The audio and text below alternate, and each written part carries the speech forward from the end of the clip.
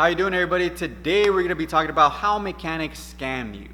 Yes, we're going to be talking about the infamous scamming, mechanics scamming, and all that fun stuff. If you guys like this video, please hit the like button. It helps with the YouTube algorithm, and it's free. It helps the channel, so please just do that. Also, if you have any other questions you guys want me to answer, leave it in the comment section below. Let's get into it. How do mechanics scam you? Well, guys, let's define what this scamming is, right? A scam is something that is done maliciously to fraudulently get to gain something from you in a dishonest way. So that's what a scam is. Now, technically, mechanics don't actually scam you. People feel like they get scammed. That is the difference. People don't really understand that. And the reason why people feel like they get scammed is because mechanics don't really explain things to them and why their car needs what they need. So people feel scammed afterwards. And the main reason this happens is because mechanics will say, okay, you need maintenance on your car. And a person's gonna be like, okay, and then you go do the maintenance, and the car, they get back in the customer gets back in the car, and they drive off, and the car feels exactly the same, but they just paid $3,000 for whatever the mechanic did, and they didn't explain what they did and why they needed it. So people feel scammed because of it.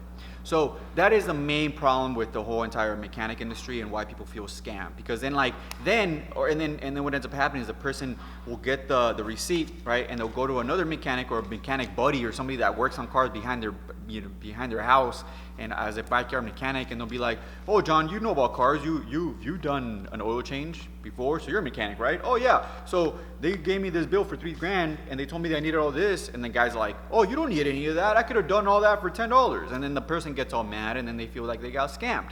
So that is a main issue. So why does this happen? This happens because the mechanic will recommend maintenance for you, and maintenance is things that are done to the car that are actually going to help the car prolong the life of the car, okay, by doing the regular maintenance items that the car is required to do. And unfortunately for you, you don't really feel any of that unless you have the car for a long time and the car actually runs for a long time. So you don't see an immediate return on your investment that you're doing on your vehicle. The only time you ever see an immediate return on your investment is when the car is broken. Let's just say the car doesn't start, right? And then you take it to a mechanic, and then they get the car to start, and they charge you some money. Then you know they actually did something because the car starts now, right? So you immediately know they did something. But when you do maintenance, right, when you do like a transmission flush or a coolant flush, you don't see any difference. Normally it's just like they take the oil out, they put new oil in, and the car runs exactly the same, right? And you paid some money, and you're like, well, I don't know if they did anything, but they told me they did. So people feel scammed because of it. So as a mechanic and as a business owner, I have to be able to explain to you, a consumer, why I did the things I did, explain to you guys why it's needed, explain to you guys what happens if you don't do it, and then show you what I did. That is a main priority as a mechanic and as a business owner, is to show you the things that I replaced and show you why it's needed and show you why it's not what happens if you don't do it, okay? That is my job. So a lot of mechanics will scam you because they will recommend maintenance items that are needed in the future. And this is where a lot of people get kind of upset. So the best way to counteract that as a consumer is to ask the mechanic, do I need this to get the car running and to keep it running right now? Is this necessary at this moment? Because I have a budget of a certain amount of money that I got to spend on my vehicle for repairs and maintenance, but if it's not needed right now and it's not going to cause me to break down, do I really need it?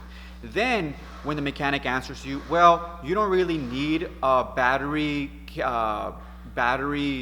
cable cleaning, it's not going to cause you to break down, but eventually if you don't take off all that acid and all the electrolysis that's been built up on the battery cables, that acid will eat up the battery cables and break them off, and then you won't be able to start your car. This won't happen tomorrow. This will happen over a long period of time if you don't take care of this. I don't know when it'll happen, but eventually that's what's gonna happen. And then you say to the mechanic, oh, okay, I understand. I don't have the budget for it. I'll come back whenever I do, and we'll get that taken care of, so long as it's not an immediate problem. So that's how you prevent from getting scammed. And mechanics don't actually scam you. Mechanics actually just tell you what's wrong with your car. Even if the component is like kind of on the edge, that is kind of more discretionary. And that's where the problem arises, is like a lot of these maintenance components are discretionary to the mechanic's opinion and what his experience is with certain components. Some mechanics will see a ball joint or a bushing that's cracked, right? And he'll say, oh, that needs to be replaced because it's cracked.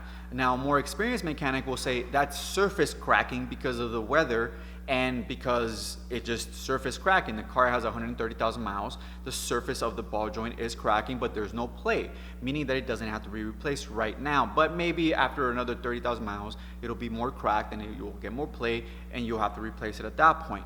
So there's difference in opinion on a lot of these components. A lot of these components are not black and white, it's broken or it's not broken. It's like in the middle somewhere, and it's like up to the mechanic to know how long you have or to tell you if that needs to be replaced right now or later on in the future, and where you should be able to start budgeting for it and saving for it so you can repair it at that point. So it's a lot of this stuff is discretionary to the mechanic, and that's where people start thinking, oh, mechanics are scamming me. But no, if you understood how the industry worked, that's kind of how you would understand it. Because a lot of times, like a valve cover will start kind of like barely seeping or have like a little bit of like oil residue, like a little bit around it. A lot of mechanics will be like, you gotta replace it. You gotta replace it. But as a mechanic that's experienced, I know, okay, it's gonna start leaking. If it was really leaking, it would have been leaking already. But if it's not in the budget, we can wait on it, right?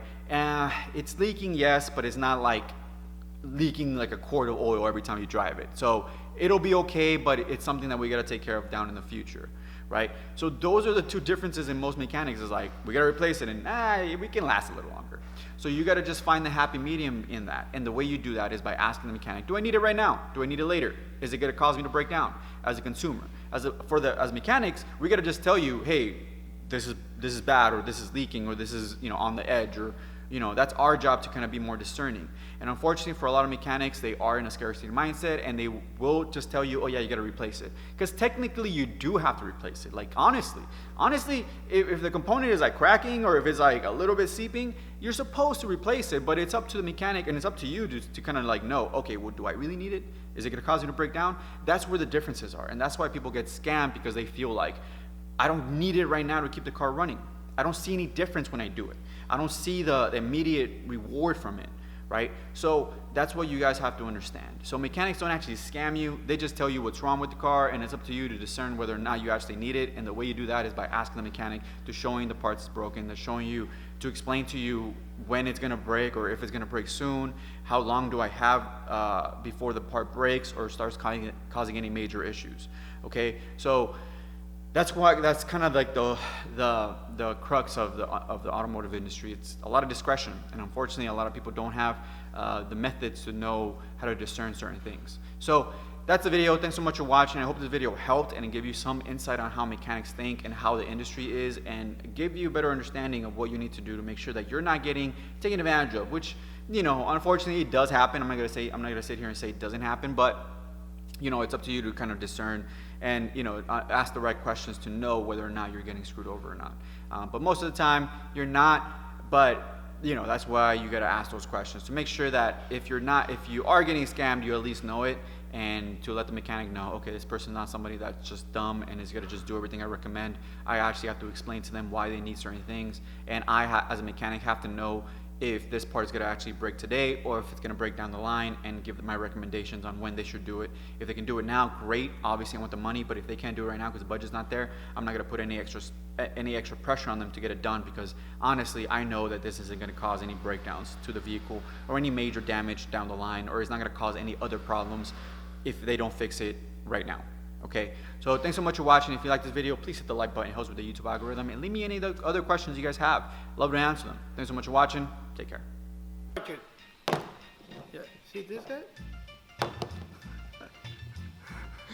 Think that again. Just fuck around, move around. It's toe time! Toe time! Yep.